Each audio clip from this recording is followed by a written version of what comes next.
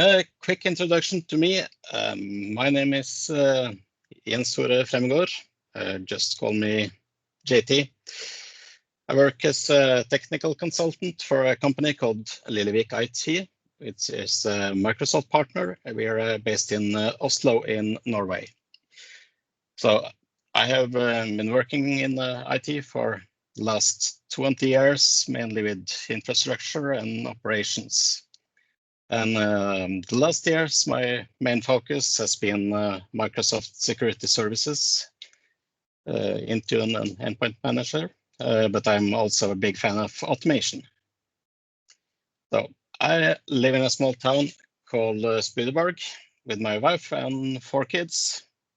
And in the spare time, which I don't have, I play a bit of chess. I'm a chess arbiter, play some guitar bass and take some photos and study for a bachelor's degree in history. So, and you can follow my blog, follow me on Twitter. Yeah, and some collect stamps, I collect certifications. So, this session has 3 main parts. First, we will take a quick introduction, or for many of you, perhaps a recap on what Microsoft Graph is. Then we dive into how you can work with Microsoft Graph through PowerShell before we have a look at how we can work with Graph in Power Automate.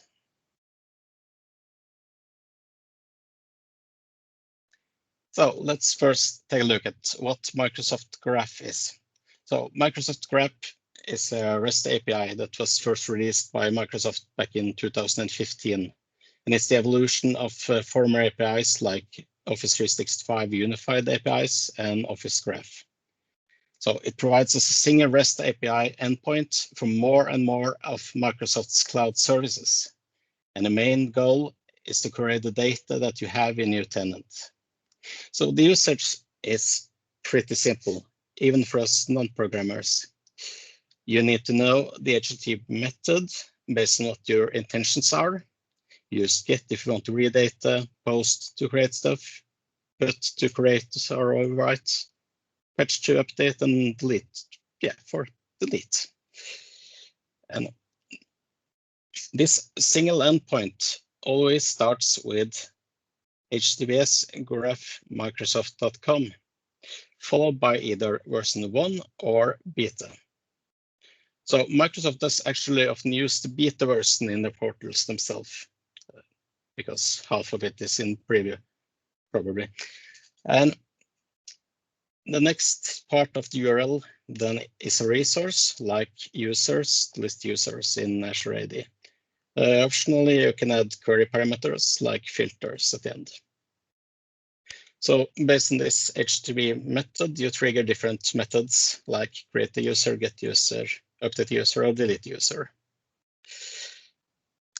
And authentication is done by vote. You send a token in the header. And you use JSON in a body of the request if you're doing posts and patch.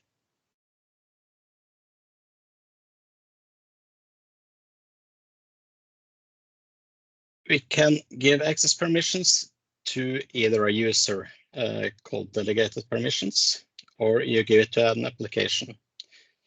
But not all permissions could be given to applications. So we often find ourselves running some script manually or using a service account. And the permissions are always in the form of resource.operation.constrain, for example, user.read, user.read write, or user.read all. And the all one is to read multiple users, all users in the tenant. So the first time a user sends a request to Graph from an application, you will be asked for a consent to the permission. And you have to consent that Graph API could get your user information on your behalf. You can only consent to permissions to access your own data. To access the whole tenant, you need admin consent. And applications always need this admin consent. So the two most visited pages when you're working with the Microsoft Graph is Graph Explorer and the API reference. So let's avoid that PowerPoint here and have a look at those.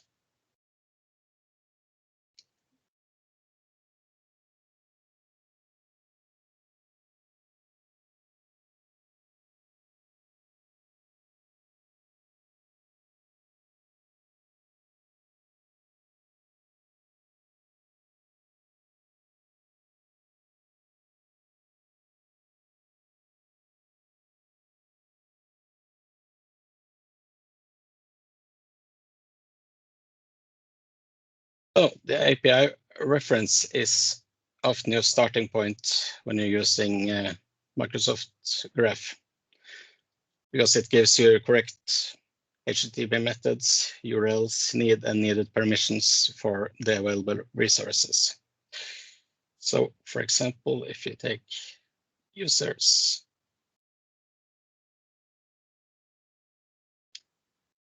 and get a user,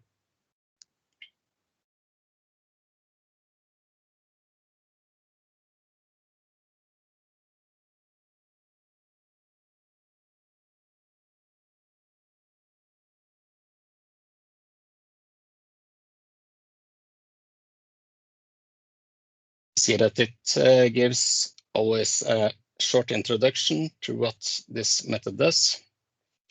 Then we have the permissions from the least to most privileged to access this method. So if you have user read, you could get a user, but of course you can also do that if you have read writes and so on. And for application, you need user read all to use this get user.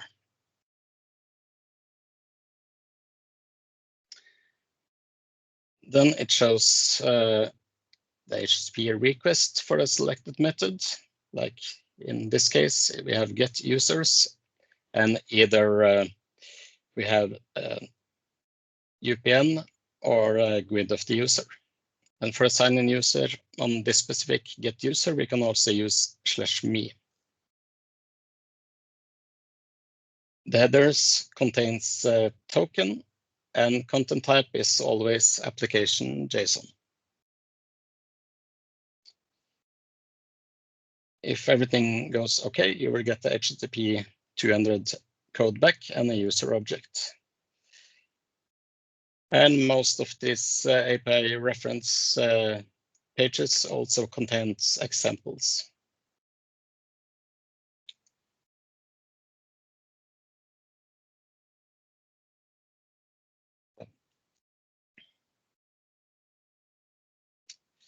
Next, we have the Graph Explorer. So here. The first time you visit it, you get demo data you can play with, but most often you would log on and try out the different Graph API calls against your own tenant or a demo tenant. So if you start here with a simple get me,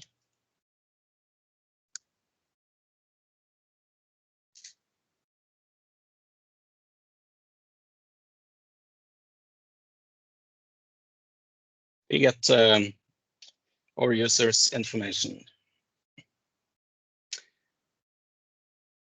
And we see here under permissions that we have user read and we have consented to user read. If we wanted to get user read write, we could hit consent, and we will be asked if we want this application to be able to read and update my profile on my behalf. So if we change this to patch, we changed from get user to update user.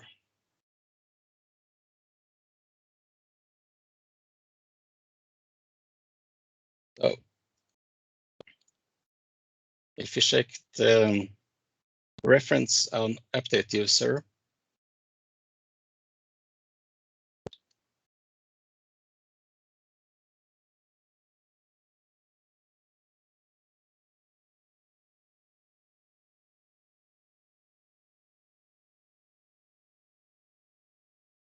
you see that it mentions that in the request body, only the fields we want to change should be in the body.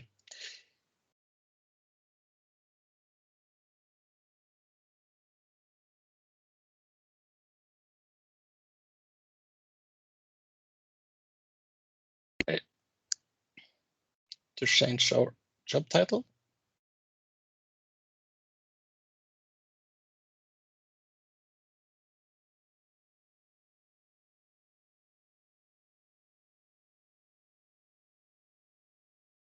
Need to success.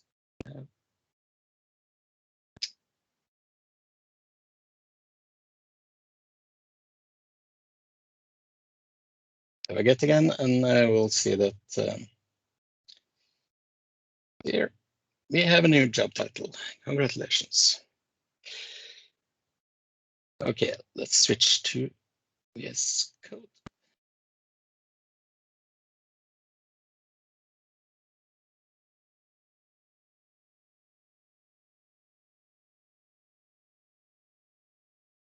Oh, how can we use Microsoft Graph in PowerShell? When I started playing with Microsoft Graph 3 years ago, we first had to acquire an OAuth token. We had to build the header. We had to include JSON body. So first, I'm showing you an old script before I show you the new and more easy way. So before we got a user, used the Azure AD module and ADL to get the token. ADL is now legacy and has been replaced by MSL. So if you're going to write something like this from scratch, you will be using MSL instead. And for MSL, there are modules that let you do get token instead of doing everything in code.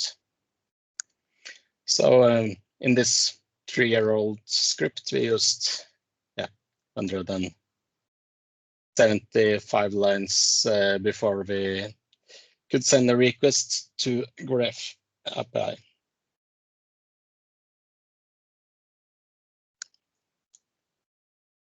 And then we included the token we got from the last 175 lines in this two-liner.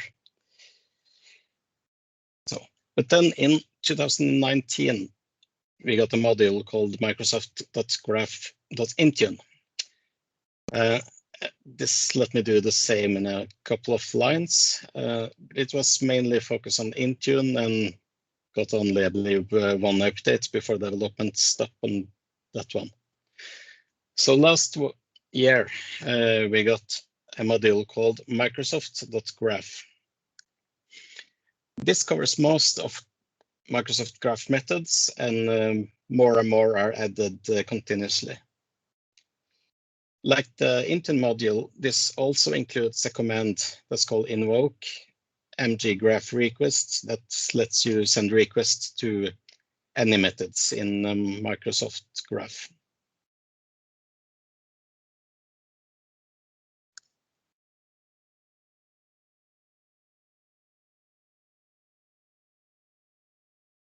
So, as you can see in this module, it contains lots of commandlets, and the logic behind them is that get commandlets are HTTP GET methods in Graph API, and new are post messages, and remove are delete, update are patch. So it's some logic in it, and the keywords like applications are the same that you will find in the API reference guide.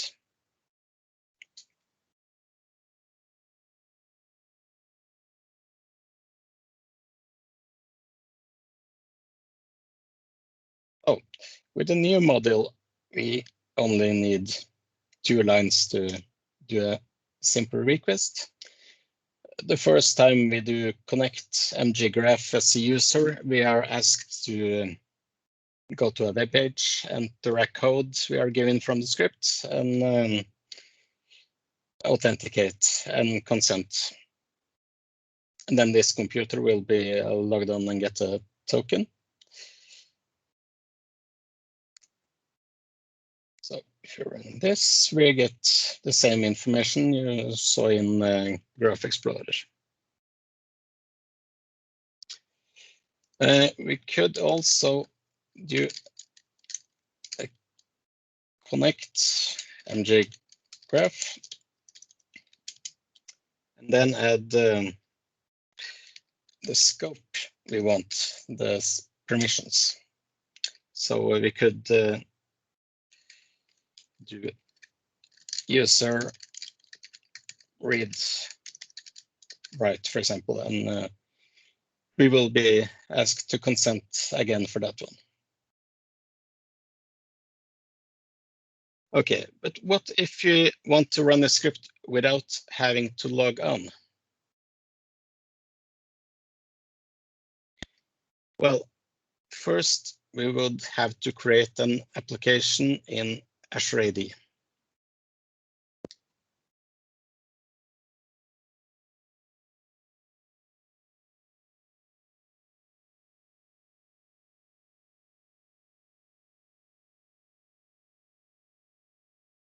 We go to app registrations.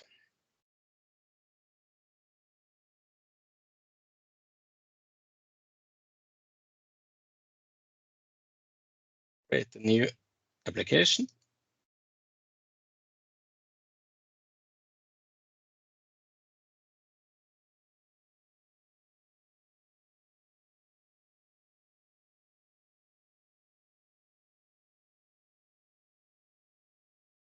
And then we would take a note of the client ID and tenant ID and take those over in VS Code again and add client ID and tenant ID. Then we need a certificate for authentication. And this certificate we can create by Powershell by creating a self-signed certificate, which we then installs into current users and personal certificates and export to a file.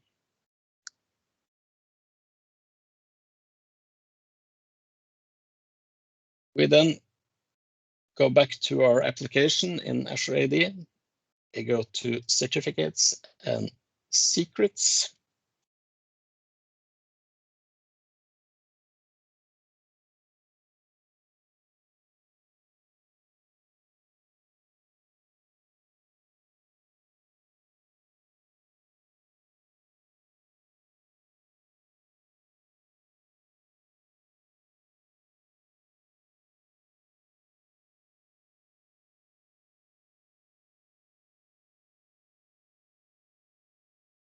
Then we have upload certificate.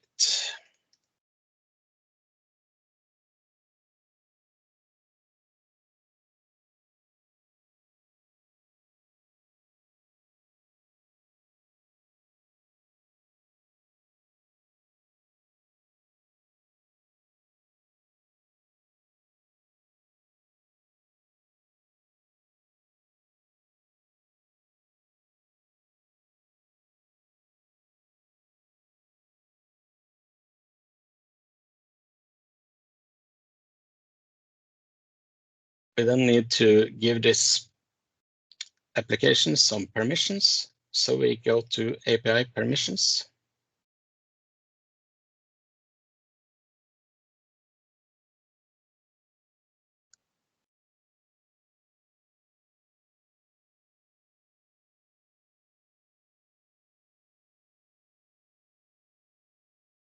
add the permission.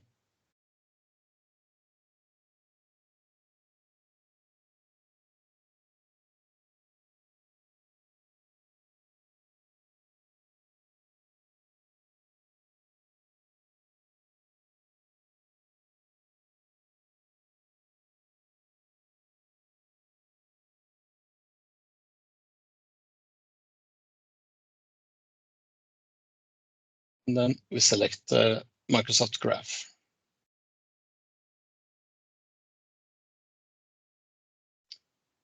For this, we select application permissions. Here we have the choice between the mentioned delegated or user permissions and application. So in this case, we want application permissions.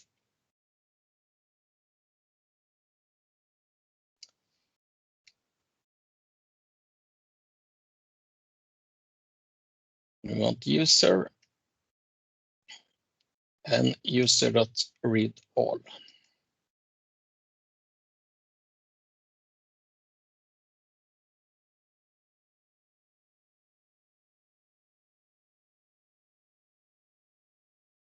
You see it says not granted.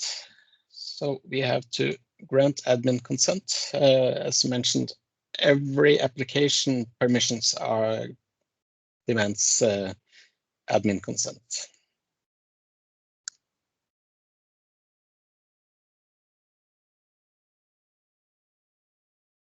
Right. So then we jump back to VS Code, to our application script.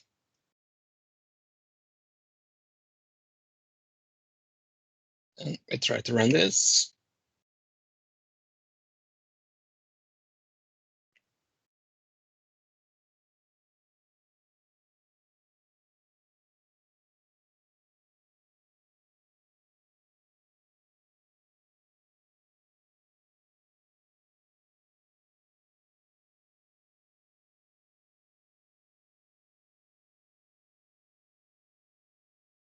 We are connected and we got an error. Oh, why did we get an error?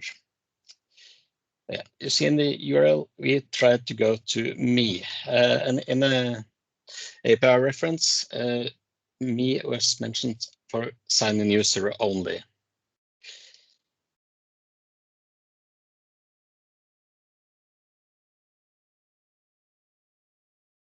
So for applications, we have to use /users and then the UPN of our user.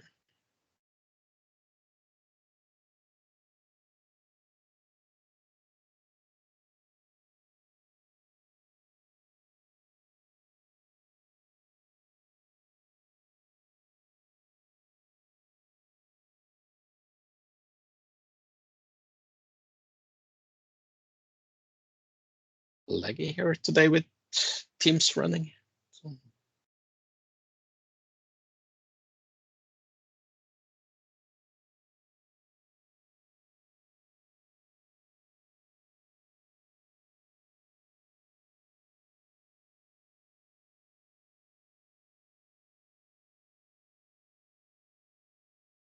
Okay, great. Here we got our user information.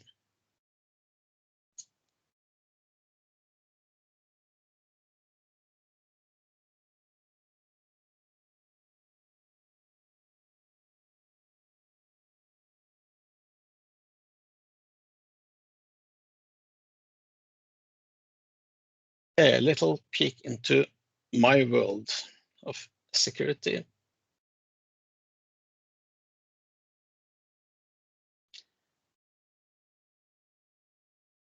So in this script, I'm using the little older Microsoft.graph Intune module, because even if Microsoft Graph module contains some device management commandlets, the old module still got some more of them.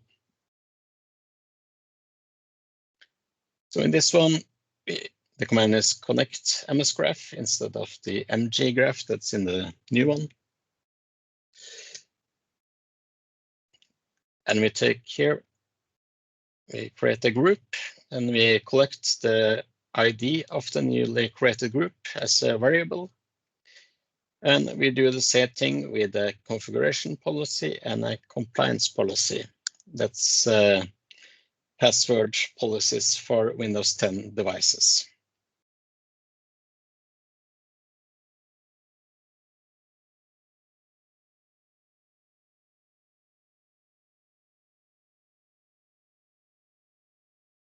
So if you're devices,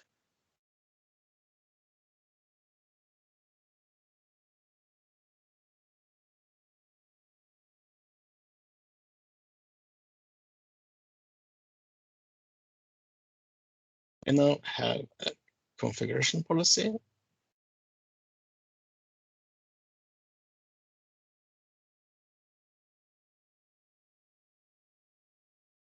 Device restrictions.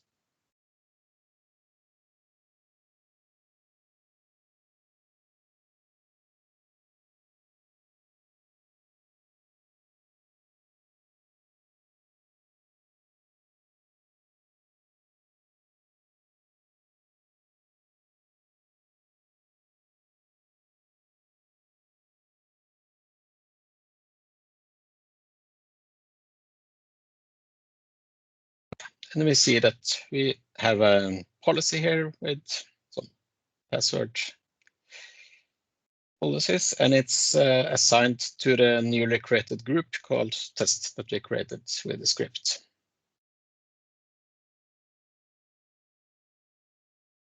And the same thing for compliance policies. We have a new policy.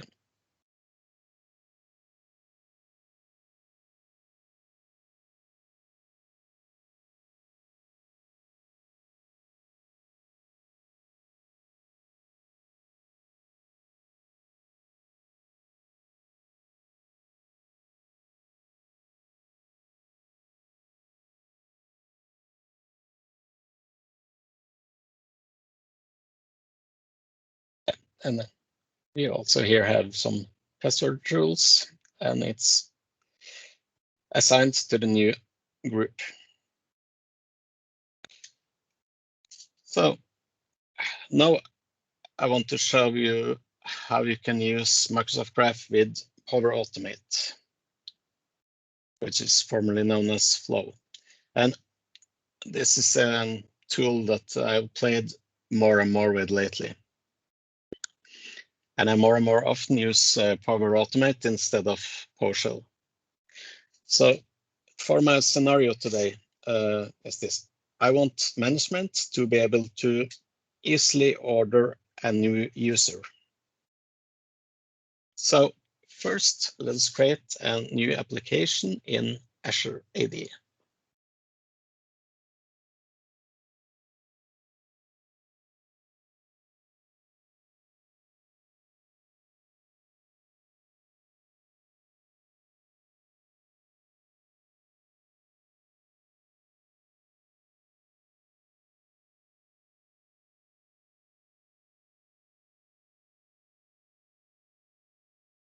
Again, we take a note of the client ID and tenant ID. You're going to need this in Power Automate. But this time, let's try to create a secret, which is the other authentication method you can use. So we go to certificates and secrets. New client secret, actually giving it a description.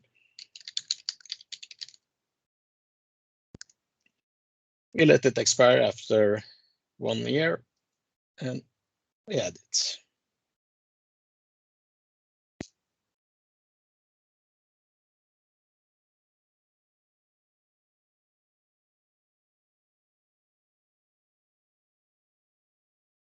And then we take a note of this value, because the next time this page is being refreshed, happened.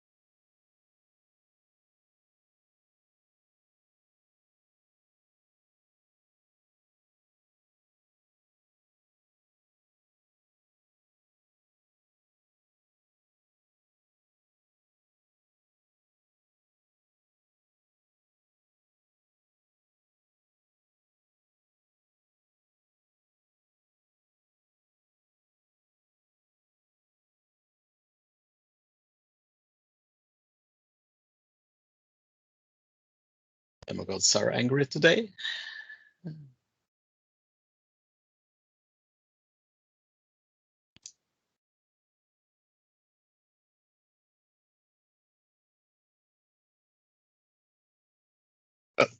When you refresh that page, you're not able to get the secret. If you don't get a copy of the secret immediately, it's gone the next time you visit the page. So you would never get it back, and you would have to delete it and create a new one. Yeah, here we can see it. So it's no way to get this, so you will have to delete it and recreate it to get another one. So let's give it some more permissions. Add permission.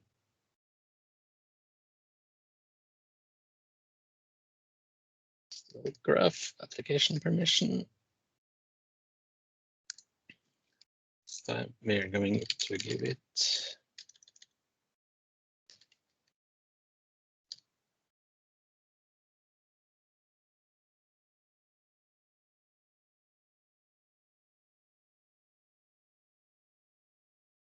BIOS management service config.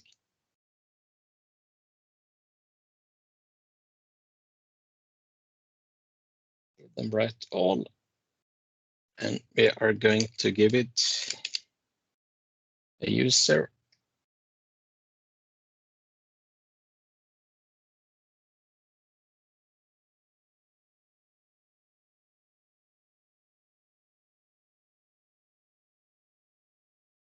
Give them write all. And the last way I'm going to give it is user authentication method. Read and write all, add permissions.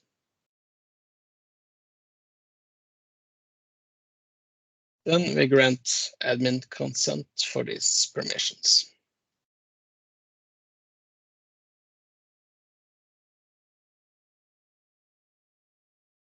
Okay, now we go to our forms. So here I created a little form that management can use with the given name, surname, mobile phone, title, and department. This one is connected to Power Automate, where we have this simple little flow that when we get a form from this or the new account, we get the details of this form. Then we get the Office 365 profile of the responder, because we are going to use that one as a manager lately. We then use the create user in Azure AD action. And we use first name and surname from the form. And we create UPN and mail from the first 3 characters of the given name and first 3 characters of the surname by using substring. So with this method, we are taking the characters from 0 to 3, so the first 3 characters of the given name and surname.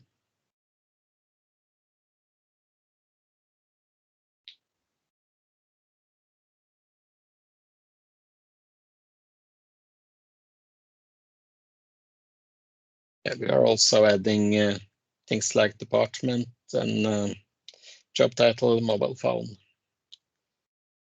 And then we go on to assign the manager.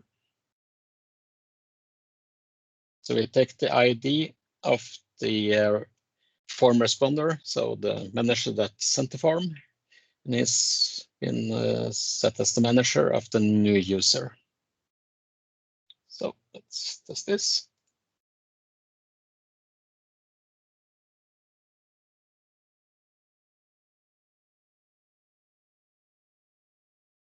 Let's see.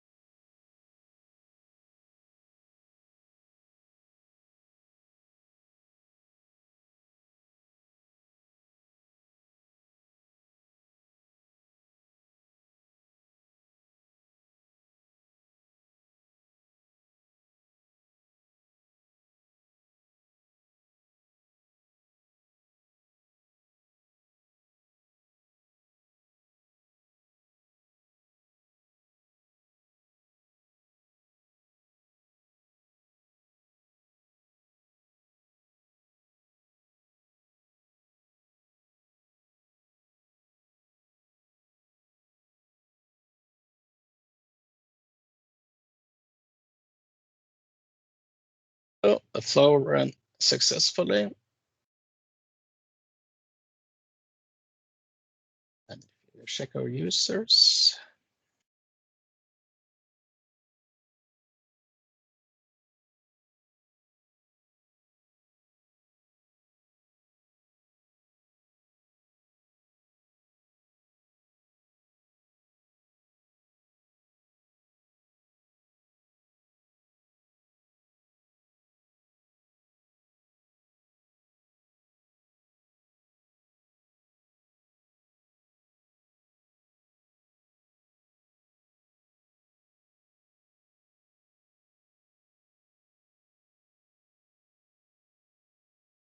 Yeah, I've gotten Bill Gates as a new user here.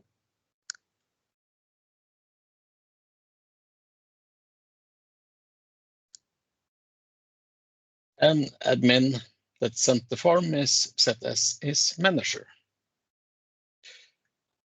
But we didn't need Microsoft Graph for this. So let's test another flow.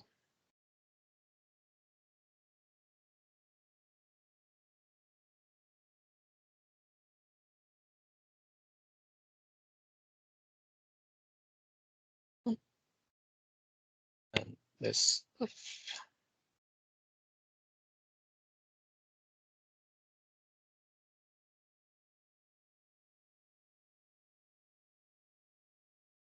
So now we want to add a user, but we also want to add his mobile phone as authentication method so that the user are ready for MFA, multiple factor authentication, and self-service password resets.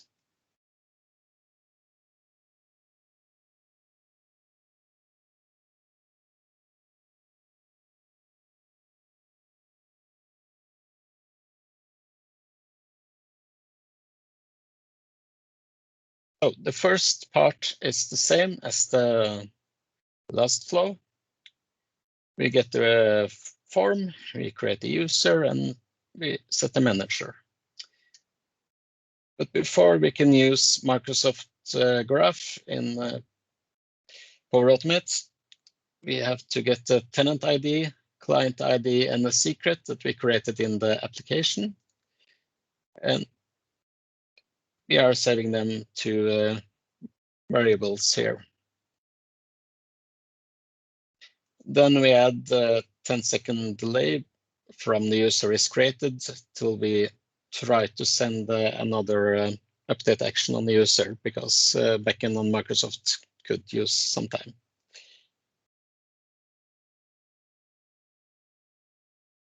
Here we're doing a post request against the beta endpoint users, the newly created user, and authentication phone methods.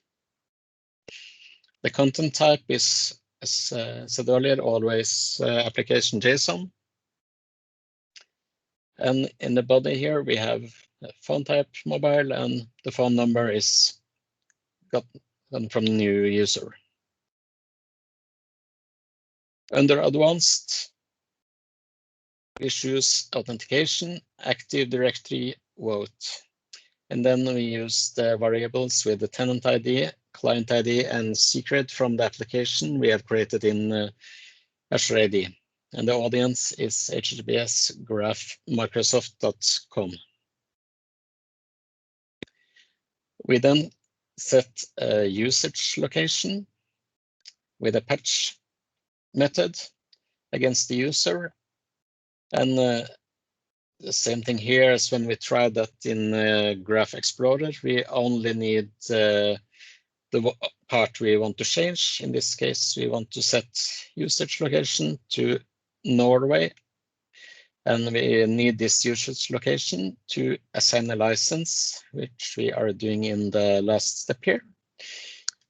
This is also a post method against the user and assigned license. In the body, we do an add license, and this SKUID is found in the Microsoft documentations if you search for common SKUIDs for Microsoft products. And I found out that we also need this remove licenses. Even if it's empty, it's mandatory. So let's test this one.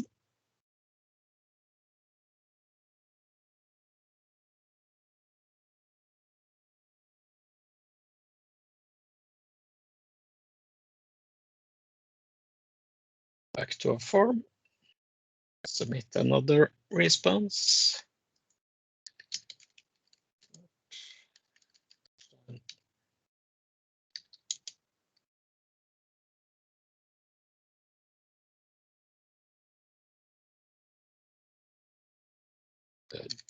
Genius in the must be engineering department.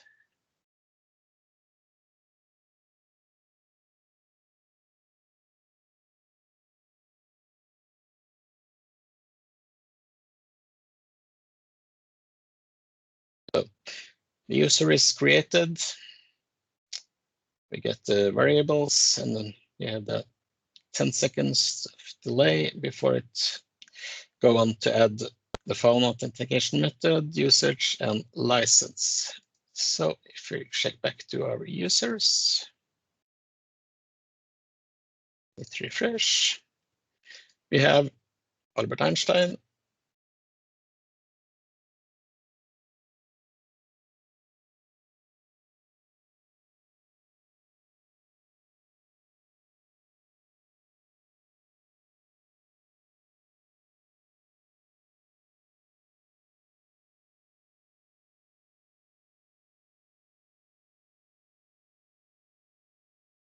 and he's in engineering with admin as his manager.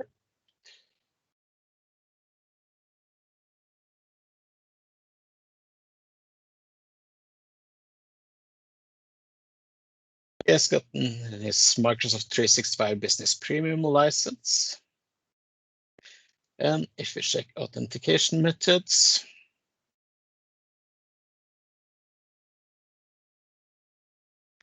he got his phone number.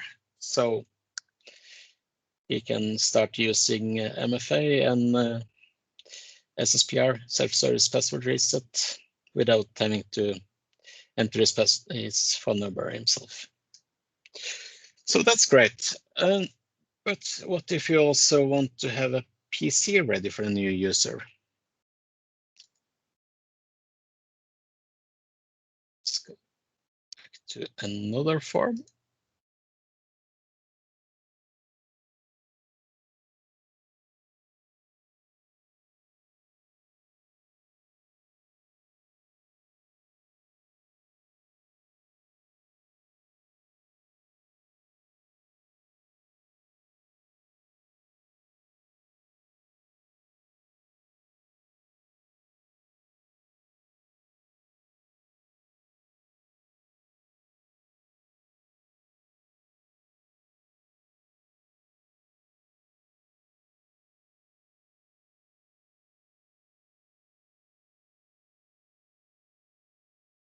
This is the same form as before, but we also have need a new PC, yes or no. Back in Power Automate, we have another flow.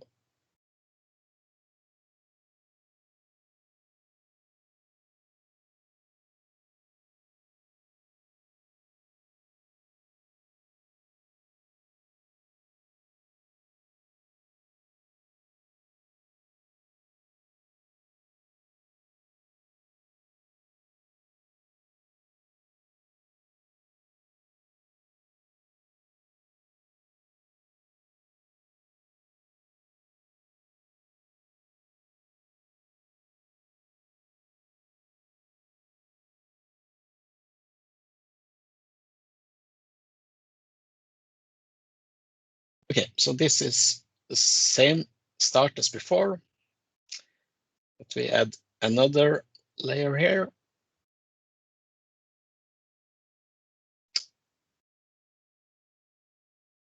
So this is checking if the form field need PC is yes.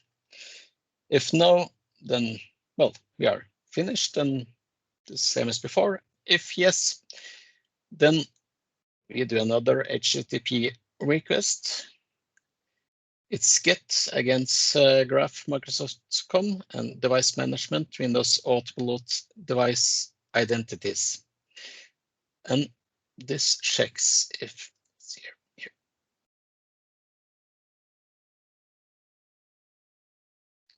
So this one checks if we have any available computers that's in Microsoft Autopilot. So as you can see here, we have one computer which is unassigned. So no user has this PC.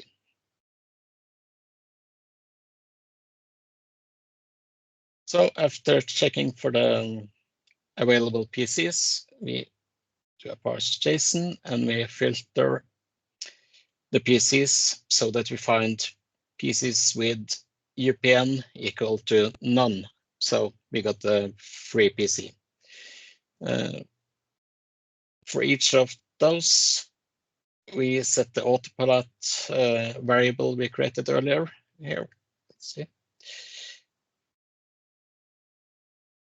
We have an empty autopilot ID variable created earlier. And that one is populated with IDs. So of course, if you have thousands of pieces, you will have to have a better method than this. But, this get you a random autopilot free PC you can use. And since backend at Microsoft side, from you give a license until you can use Intune, it takes some minutes. We have a delay here. And then we will try to do a HTTP request. So it's a post request against device management, Windows Autopilot device identities, and the ID we got after scrolling through the free Autopilot PCs. Then we update the properties of that Autopilot device and set UPN to the newly created user and addressable username to the name of the user. So after he gets his PC from support and boots up, he's greeted with hello, Albert Einstein. If this should fail on the first try, since, as I said, backend could be a bit slow, we will do a 1 minute delay again and do another try.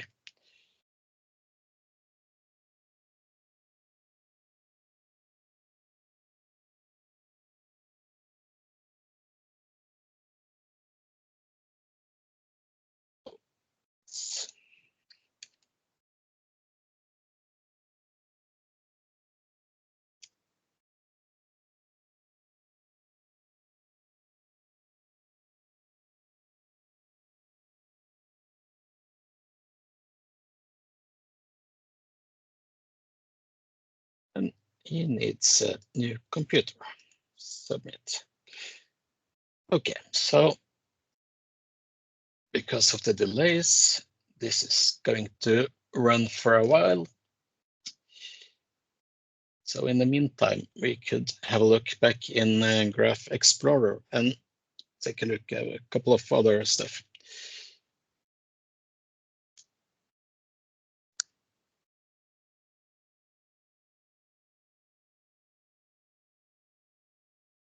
Microsoft Graph has a nice feature that's called batching. So if you're doing a post request to $batch, you can include multiple methods and graph calls at once.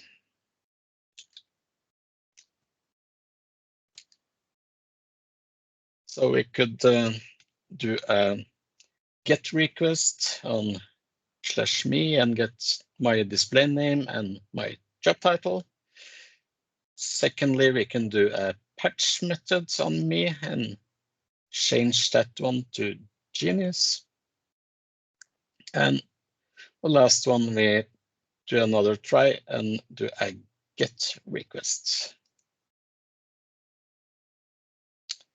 So let's see.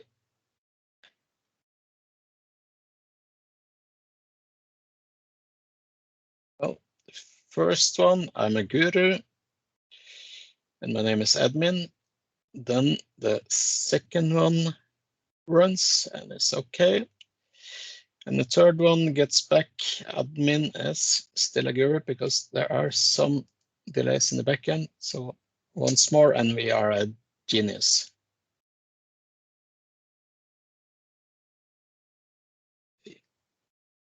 The other interesting thing is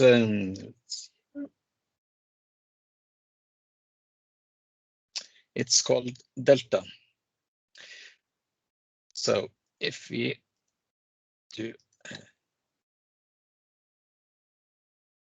get command here on all the users and add Delta, select their display name and job title, we get all the users, but we also get this next link. So we want to copy this. So if we go to our friend Albert Einstein,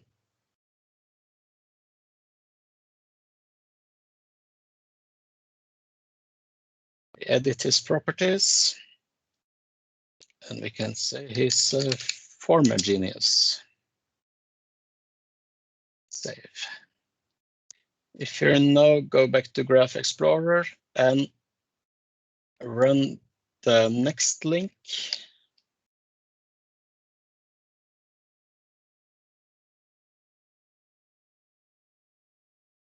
we run this. We get the user that was changed since the initial delta. So this is a nice way to get changes between points in time. Okay, let's see if we are a delay here.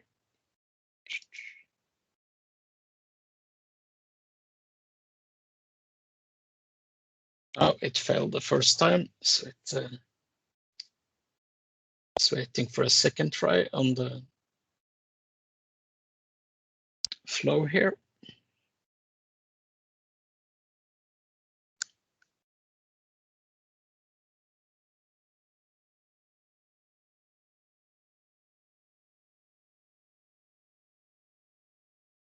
Minute and another try. And success. It's most often it is success after 3 minutes, if not 4 minutes, as all my tests have been. Okay, so let's see here. Send, refresh.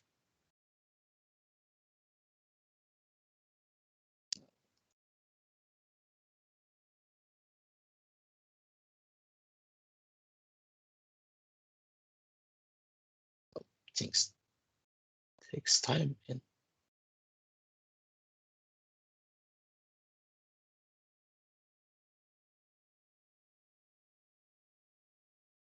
But it should eventually show up as signed on the user, and the user is able to go to IT and pick up his new computer. So that's what I had been on my plan for today. So see, we have 5 minutes left. So if there are any questions. So Jens, you've been very humble today, because I think what people don't realize, well, I'm sure people have realized, but what you've built is an onboarding solution, right? Yeah. And that is one of the biggest challenges, especially in very large organizations. So onboarding users is one of the biggest bottlenecks. So I think you've been very humble and very, and I think people don't realize exactly the scale of what you've built. So congratulations on that. That's a really great solution that you've built. So again, a round of applause for you for doing that. If we take a look at the chat window to see the questions, yeah. I'm sure a lot of people are asking, so George is asking, Jens, do you have sample code that you can share? And I think you've shared. Yeah, Okay, you've shared your contact details there with the blog. Got you, right? Okay, great stuff. Yeah, and if you say on the blog, some of this probably is ending up on the blog in a post in very soon. So yeah. So I think George also asked, so if we have Azure AD, then it will not cost to use Graph API. It is my understanding correct? Yeah, it's free. So it's an open API that you can use. Yeah, if you have Azure AD, you can use it, and no, everybody has Azure AD. If Yeah, you awesome. are, yeah. Yeah, fantastic. And I can see that Heiko and Petter has also said the same thing. Awesome. Yeah. So look, this is a Cochrane's answer is really good. Have you seen Cochrane's comment? He's responded his comment in Yeah, JSON. yeah. Fantastic, great in-depth session. Closing remarks, thank you. Fantastic, I love it. I love it. Jen, so look, that was a really, really practical session, a very useful session. That pattern can definitely be used across most organizations. Do you have any comments to mention? I mean, I'm sure you've rolled this out for your customers. I'm sure you've done something similar. Do you have any kind of feedback or remarks about this approach? Well, earlier we have used PowerShell a lot, but we are seeing more and more into Power Automate and Power Apps doing thing in a little more graphical way. Definitely. So, Jens, that was fantastic. So, you've shared your contact details. That's great. I don't think there's any more questions. I think people just want to try it out. I think so. It looks really, really good. Very, very useful. Definitely, it's going to answer a lot of people's issues and questions. So, I think the main challenge, really on administration is really user management, and I think the onboarding and offboarding process, that is definitely the big one. So well done. Congratulations again, Jens. It was a great pleasure to host you today. You're welcome. Fantastic. Okay, so that was a great session by Jens. Now that Jens has finished his session, we're on to our final session of